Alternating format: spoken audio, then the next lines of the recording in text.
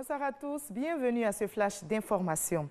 Nous sommes le 25 décembre, jour important pour les fidèles chrétiens à travers le monde. C'est la fête de Noël ou la célébration de la naissance du Christ, sauveur de l'humanité. Les chrétiens ont convergé vers les lieux de prière pour communier. Et à Séni-Mafia, on pourrait compter au nombre des fidèles la première dame Dominique Ouattara. C'est de coutume dans cette localité qu'il a adoptée et pour elle, Noël, célébration de la nativité du Christ, rime aussi avec pardon et partage. Franck Quadio. À la paroisse Sainte-Thérèse de l'Enfant Jésus d'Assini, il est de coutume, la première dame Dominique Ouattara est aux côtés des fidèles chrétiens de la localité pour communier autour de la célébration de la naissance du Christ roi. Un enfant nous est né, jour de joie et d'allégresse.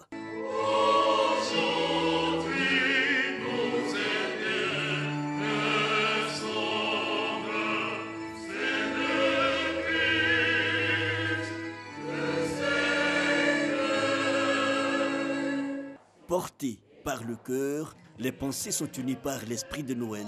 Plusieurs couches sociales, des personnalités, autorités politiques, administratives et coutumières du Sud Comoué autour de la première dame. La parole en partage ce soir, le modèle du Christ dans nos vies, amour et pardon. Le message de Noël nous invite à voir le sens de la gratuité, c'est-à-dire à nous pencher un peu plus sur ceux qui en réalité sont dans le besoin et qu'on doit aider sans rien attendre d'eux en retour. La mission qui nous est donc confiée à cette solennité serait par exemple, dans la mesure de nos possibilités, de redonner de la joie aux laissés pour compte, aux enfants abandonnés, aux malades et aux personnes âgées. Être attentif aux souffrances de son prochain.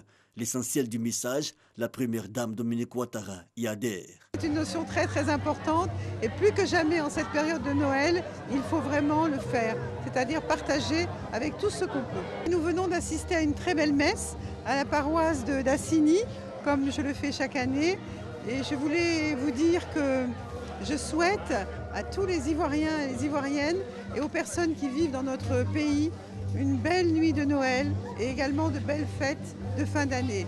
Et surtout que la paix soit avec nous. Dans la dynamique, action de grâce à présenter au Seigneur, mais aussi don de la communauté à la première dame, Dominique Ouattara, qui n'est pas venue les mains vides, des cadeaux, des vivres et non-vivres. À Assini, c'était Noël dans le cœur et dans les actes. Voilà, Noël dans les actes. Et en ce jour de Noël, le pape François a prononcé son traditionnel discours Urbi et Orbi, bénédiction à la ville et au monde depuis la place Saint-Pierre à Rome, devant 55 000 fidèles réunis ce 25 décembre. Le souverain pontife a notamment dénoncé les agissements des groupes extrémistes sur le continent africain, en particulier au Burkina Faso, au Mali, au Niger et au Nigeria. Il a également appelé à la paix pour les populations de la RDC meurtries par des conflits récurrents. Le pape François, qui prononce ainsi son 7e Urbi et Orbi, invite la communauté internationale à garantir la sécurité en Syrie. Et le message de paix du pape François a été relayé également dans plusieurs pays, comme en Côte d'Ivoire, où la fête de Noël a été marquée, vous l'avez vu, par des prières et remises de cadeaux aux tout petits. Le mardi 24 décembre, veille de la célébration de la Nativité du Christ, 300 enfants réunis au centre de protection de la petite enfance de Dimokro ont reçu de nombreux dons. Ils sont venus pour beaucoup des villages et campements environnants. Et la ministre de la Femme, de la Famille et de l'Enfant, Bakayoko Liramata, initiatrice de cette étape de Noël qui a débuté à Abidjan, met ainsi en œuvre la politique sociale du gouvernement. Et en cette célébration, qu'est-ce qui a bien pu pousser les djihadistes en s'en prendre particulièrement aux femmes d'Arbinda dans le nord du Burkina Faso? C'est en tout cas la question que tout le monde se pose après l'attaque terroriste qui a visé l'armée burkinabé et les populations d'Arbinda dans le nord du pays. Plusieurs raisons sont avancées, mais une chose est sûre, c'est la première fois qu'un nombre aussi important de femmes, 31 selon les chiffres avancés sur place, trouvent ainsi la mort au cours d'une attaque terroriste au Burkina Faso. Et selon des observateurs, cela ressemble plus à des représailles. Certains groupes terroristes soupçonnent les populations, notamment les femmes, de collaborer avec les forces de sécurité en leur fournissant des renseignements.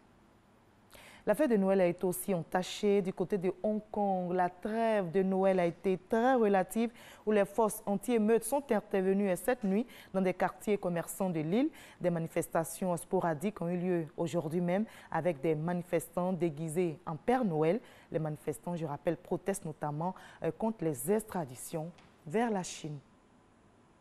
Nous, on va se retrouver dans la paix pour la grande édition à 20h. À tout à l'heure.